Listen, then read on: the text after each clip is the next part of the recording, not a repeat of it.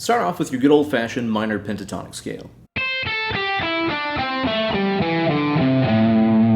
Now take the top note on the high E string and walk down 4 notes. And then, starting from the lower note on the high E string, walk down 4 notes. Go to the highest note on the B string, walk down 4. Lowest note on the B string, walk down 4. If you did that through the entire scale pattern, you'd end up with this.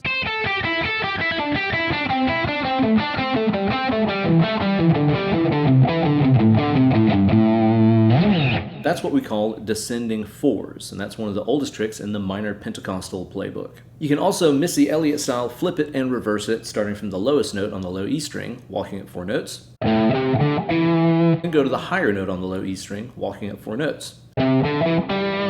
Same thing, but on the A string, the D string, and so on.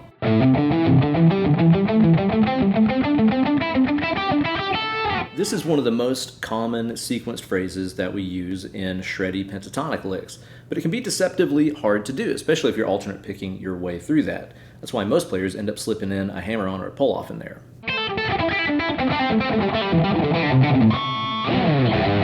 The problem with trying to alternate pick your way through this is that it's essentially like trying to play 2 different licks at the same time. The first of every one of those phrases is going to be pretty straightforward. You're always going to be starting a string on a downstroke and leaving on an upstroke. The second phrase is the way more difficult one. It has a couple of downstroke string changes, and then a lone upstroke string change at the end.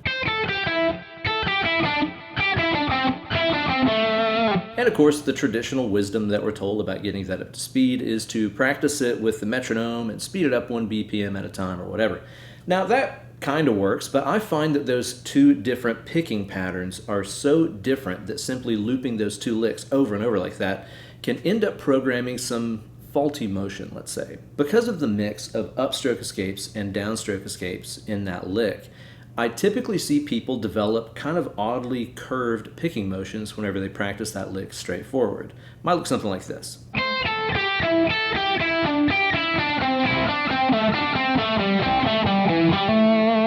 And those will work up to a certain BPM, and then you're probably going to start hitting a speed barrier somewhere in there. So instead, let's practice this classic sequence in a new way. It's going to help you divide and conquer between the 2 different picking patterns. Check this out.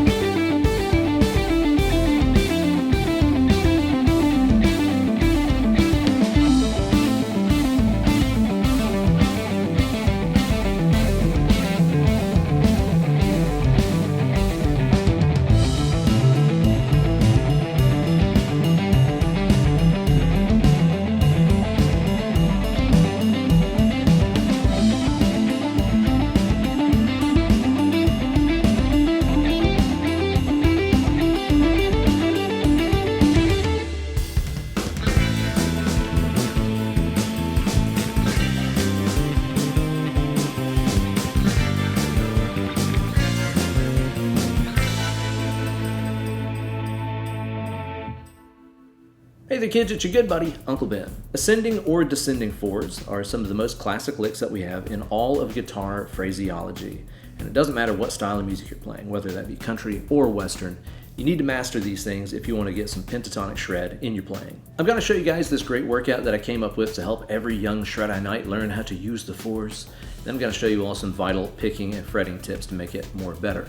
But you're going to get even more out of this video if you check out the extended and ad-free cut that's only available over on my Patreon page, patreon.com/BenEllerGuitars. People are calling it the greatest guitar cult known to man. They're saying it, I'm just agreeing with it.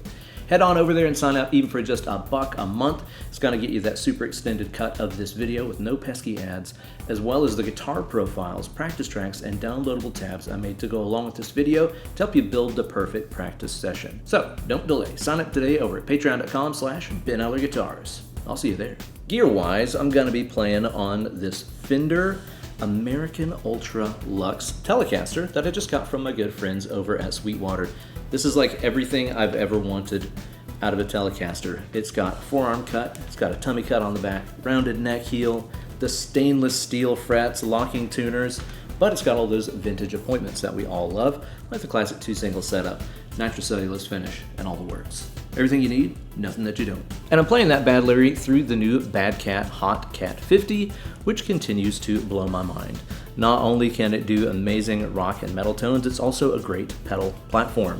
I'm using it on the clean channel today, and all the dirt that you're hearing is coming from the Wampler Gearbox, which is the signature dirt pedal of my good buddy, Andy Wood. It's very nice. I like things that are nice. Yeah, let's get into it. First things first, we got to hear that Bad Larry again at stepdad speed.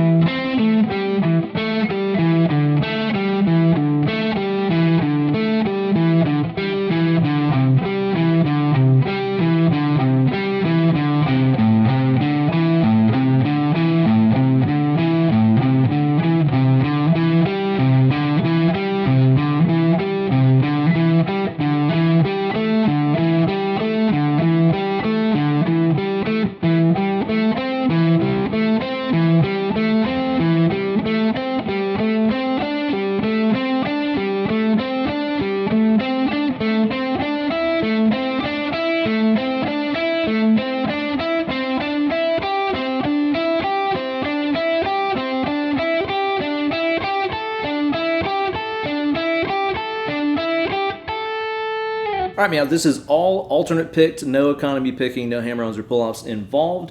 And we're going to start off here by taking the highest note on the high E string and walking down 4 notes. Do that 4 times in a row.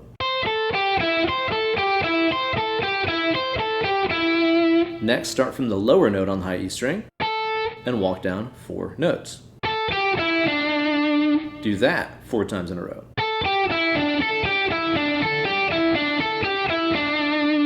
Highest note on the B string, walk down 4 notes 4 times.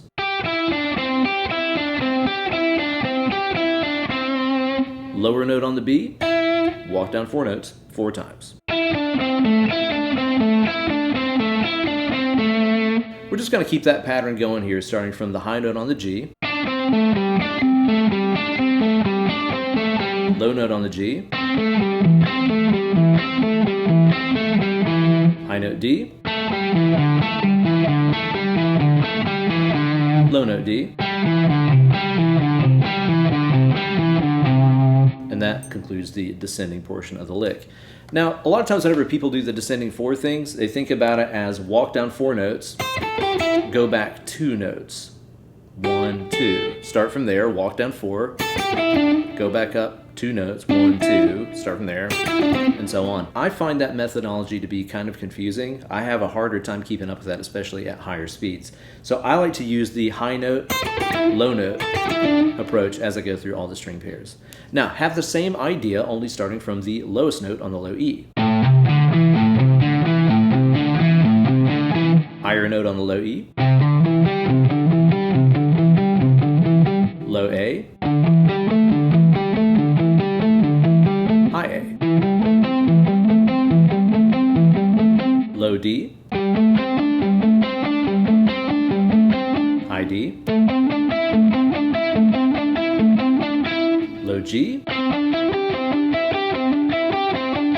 and high G. Take that, practice it on loop, and you're going to be off to a good start, especially if you're using the guitar profiles and practice tracks I'm providing over at patreon.com/Ben Eller Guitars. Not guaranteed to not be a cult. So now that you know how to play it, let's talk about the specifics when it comes to the picking. That way you can get this thing down more better. Now, the first lick of every phrase is the easy one. Of course, easy is a relative term, but I find more people can get that one down fast because it is the same thing on both strings. Down, up, down, up. kind of a copy and paste procedure. You're always starting off on a downstroke, you're always changing strings off of an upstroke. That means if we're playing with kind of an upwards escape angle to our picking, we're going to be in good shape. You can see how the upstroke right there is kind of popping free of the path of the strings. That makes it a lot easier to change strings in either direction.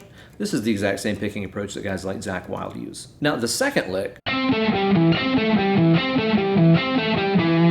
is a lot trickier for a lot of reasons. So you'll notice right away we have a single note that has a downstroke escape. There's another downstroke escape off of that note, and then this single note dangler here on the end, which is an upstroke escape again. So the second lick is a real mixed bag of picking approaches, and this is what messes most people up. There's also a little bit of string skipping going on in there.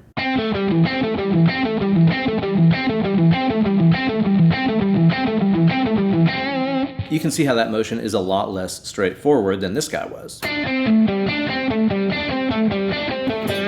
With that lick, I can keep the picking angle the exact same for both strings. But with this guy, you'll notice how I have to start off here with that downwards escape kind of angle, right? This is sort of the opposite of what I was doing before.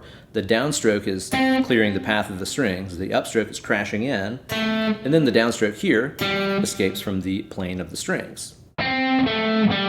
Now this last note here has to kind of flip. Do you see that little twist of the wrist I'm doing right there? That way the upstroke here is now clear of that string path. Again, every time we change strings, we got to get out of the strings to do it. You can't move from here to here if you're trapped within the surface area of the strings. Always have to escape. You always have to eject off of that last stroke. And this is exactly how I want you guys to think about this stuff. Our final pick stroke on every string isn't just another note that we're playing. It's the eject button that gets us out of the strings. Eject, eject, eject, eject. There's another eject right there. Notice how it's just the last note on every string that ejects,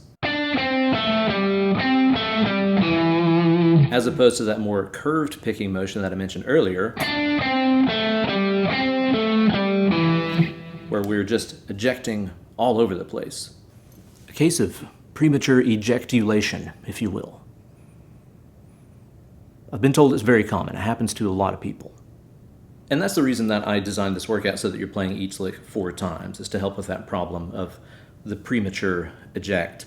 Because what can happen whenever you're just practicing this lick straight down the pike, especially at higher tempos, you just get so worried about always trying to get out of the strings that a lot of times the picking motions will just start curving naturally because you're just always like, I gotta get out of the strings, you know? But whenever you put those licks on loop, like what we're doing today,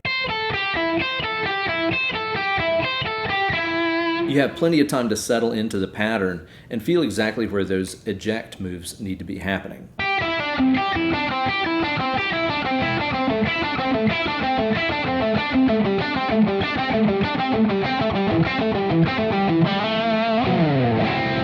This is a really great way to help your nervous system understand the benefits of those different picking angles that you've got going on as you play through this lick. And all those same principles are true with the ascending version of the lick too. We're going to have upstroke escape, and then the mix of downstroke escape, and one single upstroke escape at the end of every one of those licks.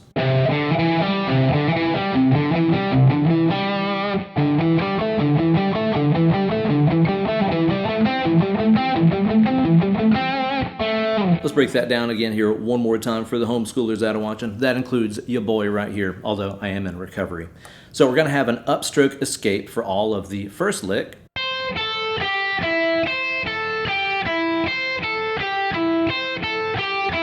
Then when it's time to play the second lick, I'm going to rotate that wrist a little bit so I get more of that downstroke escape for both of those strings. And then for the last note, just a little twist of the wrist, just the way your mother likes it, is going to get you out of that string path and able to restart that lick again. So up escape,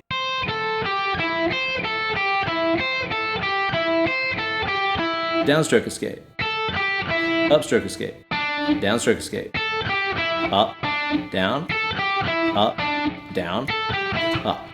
Again, you can see how the second lick is way more complicated from a physicality perspective.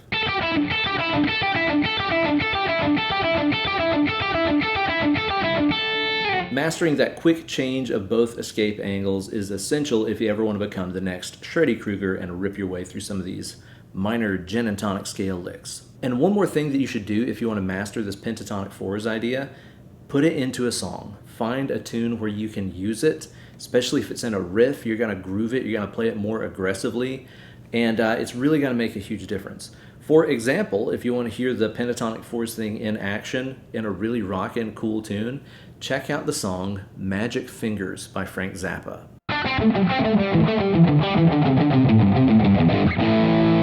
It's got a bunch of other really cool riffs in there. It's kind of like a, I don't know, like a proto-clutch song to me.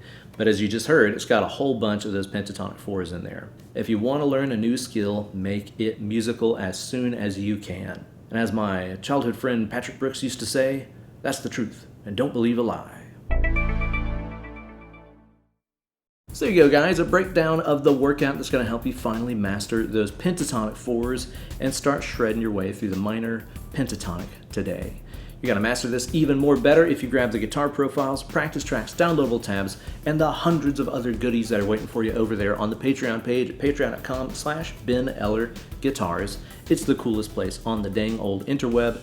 I look forward to seeing you guys there. Be sure to give this video a like, subscribe to the channel, and ring the bell for notifications every time I upload a new slice of fried gold right here for you guys. And as you go through your week, keep a good thought. Be good to each other out there.